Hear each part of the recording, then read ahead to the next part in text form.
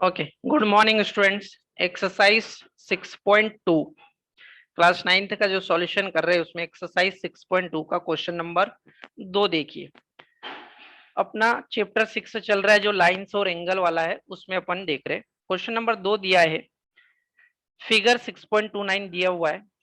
If A B is parallel to C D, ध्यान से इन question को ध्यान से समझिए डियर स्टूडेंट, और आपको प्रैक्टिस लगेगी। If A B is parallel to C D, C D is parallel to E F. देखो क्वेश्चन में भी, डायग्राम में भी दिख रही होगी, ये रही ए बी लाइन और ये रही सी डी लाइन, ये दोनों एक दूसरे के पैरेलल है ना। C D is parallel to E F, मतलब ए बी सी डी के पैरेलल है और सी डी ई एफ के पैरेलल है। और y रेशियो z दिया है 3:7। भैया y और z की वैल्यू दे, y यहाँ पर है ये रहा, और z ये, इन दोनों का रेशियो क्या दिया 3:7। और x की वैल्यू नहीं दी अपने को, x की वैल्यू फाइंड आउट करनी। मैंने लास्ट क्लासों में जितने रूल्स पढ़ाए वो सारे कहीं ना कहीं एप्लीकेबल रहेंगे, ध्यान रहे।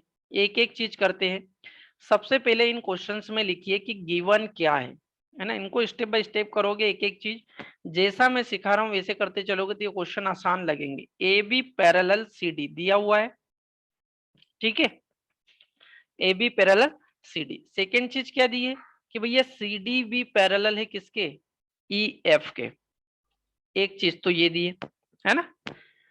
दूसरी चीज अपने को y और z का रेशियो भी दिया, y:z दिया है यहाँ पर, है ना, 3:7। ओके, ठीक। अपने को फाइंड आउट क्या करना, यहाँ पर जो आंसर निकालना है, फाइंड करना है, वो निकालना है x का वैल्यू, x फाइंड आउट करना है। डियर स्टूडेंट्स, मैं कुछ कंस्ट्रक्शन भी करूंगा इसमें, है ना, कुछ एक्स्ट्रा भी जोड़ूंगा, है ना। ध्यान से देखिएगा कहाँ पर करूंगा, इसलिए इस क्वेश्चन को करते टाइम या सीखते टाइम आप पूरे ध्यान से वीडियो को देखिए, तभी आपको ये आसान लगेगा। ओके, क्वेश्चन में दिया क्या, वहीं से चलते भैया। अपने को ए बी और सी डी पैरेलल दी है ना। चूंकि अपने को यहाँ क्या दिया, A B is parallel to C D, and दूसरा दिया कि C D is parallel to E F. इसका मतलब क्या है ना, यदि A D, A B C D के पैरेलल और सी डी, है ना, ये इसके पैरेलल है, ये तो दिख रहा है क्लियर, ठीक है। और ये जो सी डी वो किसके पैरेलल है, इसका मतलब ये वाली ए बी लाइन ये ई एफ के भी पैरेलल होगी, तीनों आपस में पैरेलल होगी कि नहीं, है ना। भैया दो, मैं बोलूं कि एक लड़का है अजय, जिसकी हाइट विजय के बराबर है ना। और मैं बोलूं कि विजय की हाइट एक लड़की रीता की हाइट के बराबर है। इसका मतलब क्या कि जो अजय था पहले वाला, उसकी हाइट रीता के बराबर होगी, क्योंकि तीनों ही तो आपस में बराबर होंगे, है ना। इसलिए मैं यहाँ क्या बोल सकता हूँ कि भैया, इसलिए करके लिख दीजिए, इसलिए तीसरी जो चीज होगी कि A B is parallel to E F, A B E F के पैरेलल हो जाएगी, है ना। अब अगली स्टेप देखिए, अपने को क्या दिया था, इससे क्या मिल सकता अपने को, C D parallel to E F, ठीक है। सी डी किसके, एफ के पैरेलल है। यदि सी डी एफ के पैरेलल है, इसका मतलब ये जो एंगल y और z है ना। सबसे पहले तो आप इसको मान लीजिए, लेट अपने को जो रेशियो में एंगल दिया उनको ऐसे, let y and z are, इनको कोई दो एंगल मान लीजिए। सपोज मैंने मान लिया यहाँ x और y पहले से ले चुका हूं, इसलिए a ले लीजिए 3a एंड 7a, रेशियो वाले एंगल को ऐसा मानते हैं। अब ध्यान से देखोगे तो x और y को पहले देखो, सॉरी y और z को। भैया ये है आपका y और ये रहा z, ये है कहाँ, है ना, ये है एक लाइन पर, ठीक है। अगर ये y एंगल है, ये z एंगल है, ये दोनों लाइन पर है, तो इनके सम क्या होंगे। पहले इसमें थोड़ा सा ये देखिए कि भैया ये अगर y है, ये एंगल जेड है, ध्यान से सुने, ये एंगल जेड है तो ये एंगल भी जेड होगा, इतना क्लियर आपको होना चाहिए, जो ब्लैक कलर में लिखा है ना, ये एंगल जेड होगा यदि, तो ये एंगल भी जेड होगा, ठीक है। यदि एक इंक्लाइन लाइन खींची जाती पैरेलल लाइन के ऊपर तो ये तीनों एंगल क्या होंगे, बराबर होंगे।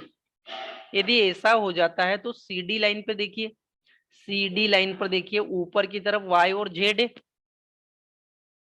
सीडी लाइन पर वाई और जेड है।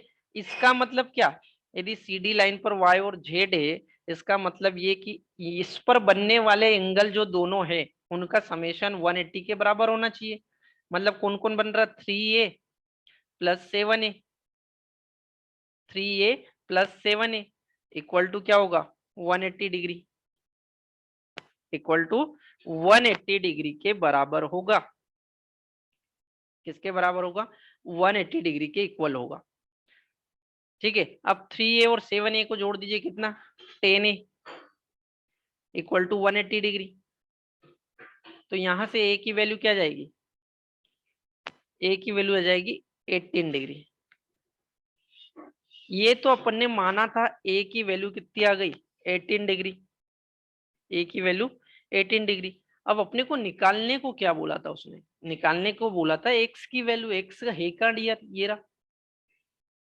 है ना। लेकिन अपन z को क्या मान चुके, 7a, तो भैया x और z क्या होंगे यहाँ, बराबर। रीजन क्या लिखोगे, वर्टिकली अपोजिट एंगल, है ना। ये जो दोनों एंगल है ये दोनों आपस में बराबर होंगे कि, रीजन क्या लिखोगे, वर्टिकली अपोजिट एंगल। अच्छा यदि ऐसा लिख सकते तो z की वैल्यू मेरे पास क्या है, 7 × a, और a की वैल्यू तो मैं निकाल चुका हूँ 7 × 18, तो ये 7a x के बराबर है, मतलब 7 × 18 करोगे तो ये 126 आ जाएगा। माय डियर स्टूडेंट, अपने को निकालना क्या था, x की वैल्यू निकालनी थी, तो ये आपका क्या हो जाएगा आंसर। देखिए इस लाइन और एंगल वाले चैप्टर में आपको पूरा ज्योमेट्री जो सिखाते जा रहा हूँ बस उसको तरीके से फॉलो करना है, तभी आप इन क्वेश्चंस को सॉल्व कर पाओगे। x इज इक्वल टू 126 मैंने निकाला, है ना, तो ये आपका क्वेश्चन नंबर 2 कंप्लीट होता है। ओके।